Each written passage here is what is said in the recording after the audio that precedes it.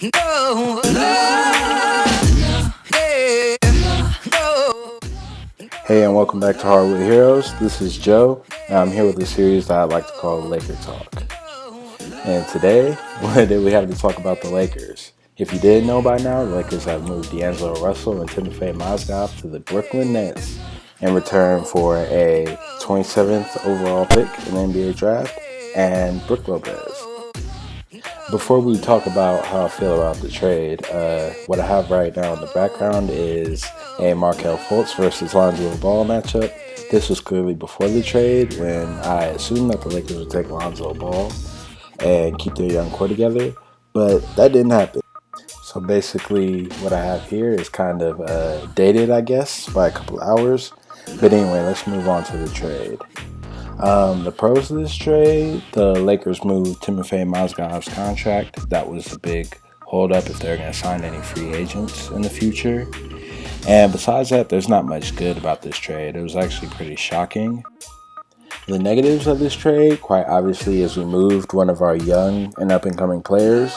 He was arguably the best player on the Lakers roster and didn't get much in return for him. His value has got to be higher than the 27th pick in this draft. The Lakers were shopping around among the lottery teams. They wanted a top 12 pick for him, but apparently, according to reports, they couldn't find any interest for him, and that's why they settled with this trade. Getting into how I feel about this trade, it puts a lot of pressure on the Lakers front office. They're going to have to really swing for the fences with a free agent. I don't think they'll obtain Paul George this offseason. The safer strategy would have been to wait it out to hold on to our assets since Paul George already declared that he wanted to play for the Lakers. We could have kind of strung this out. The Pacers didn't have much leverage. But now with moving D'Angelo Russell, we've given up a lot of our own leverage. As far as for how I feel about Brook Lopez as a player, he is a good player. Used to be a 2010 guy, former All-Star. I don't think we'll see him at that level again, but he will give the Lakers good minutes this season coming up.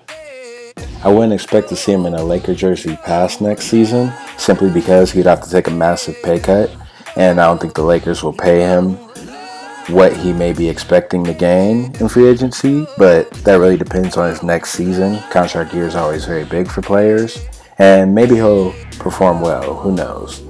But as of now, I feel that the Lakers front office has put themselves back in a situation like we had with Dwight Howard a couple years ago, or even the summer after that when we were looking to pull in a big-time free agent to play with Kobe.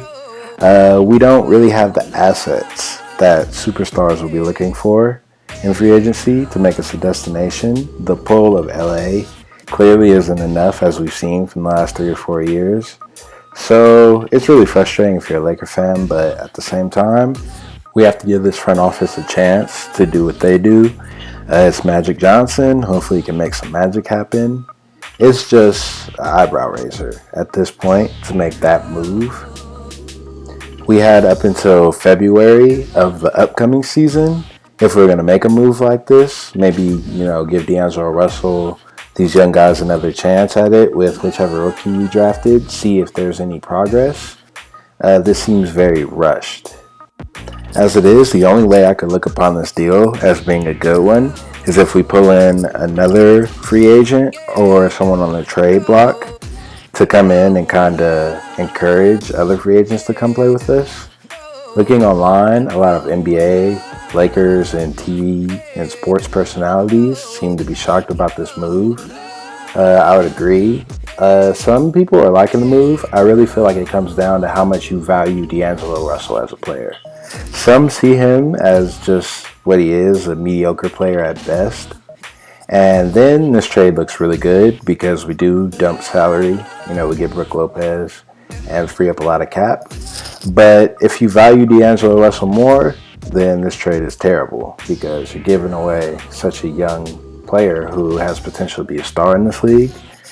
I tend to fall along the side of this not being a good trade. D'Angelo isn't a perfect player by any means, but he had a lot of room to grow.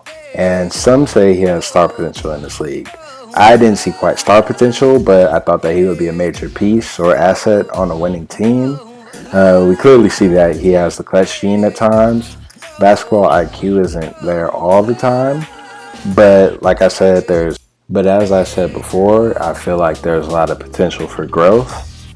This is kind of a earth shaker, and I know all the young guys on the roster right now are probably, I wouldn't say worried, but they know now that anybody can get moved at any moment. Magic Johnson clearly isn't playing around, and he's looking to build a contender through free agency or through trades. As far as who we're going to take with the second round pick, I still would predict Lonzo, but I'll do another video on that. I just wanted to talk about this trade we have currently going on. So be on the lookout for that video about Lonzo. A little bit about the gameplay I actually captured here. I downloaded a roster from the roster editor. It was made by Professor 2K, so shout out to him. And it had Lonzo Ball, Markelle Fultz. I went ahead and added Fultz to the Sixers, Lonzo to the Lakers, and I let it fly. Lonzo actually played pretty well alongside D'Angelo. We won't be seeing that. But the process, Joel Embiid went off this game, so I feel like that was pretty entertaining. Some other NBA news that's going on right now is Dwight Howard got traded to the Hornets for Miles Plumlee and Marco Bellinelli and like a 41st pick or something crazy like that. So that's pretty interesting how low his value has depreciated. It's kind of crazy to me. And then also DeAndre Jordan is on the trade block now for the Clippers. So Jerry West is in win mode too. That's kind of a big deal. He actually went through a lot just to stay with the Clippers. If you know the Mark Cuban situation, I feel that Blake Griffin would be the better asset to move. He hasn't played well over the last couple years. He's been hurt a lot. But we will see what happens with the other team from LA.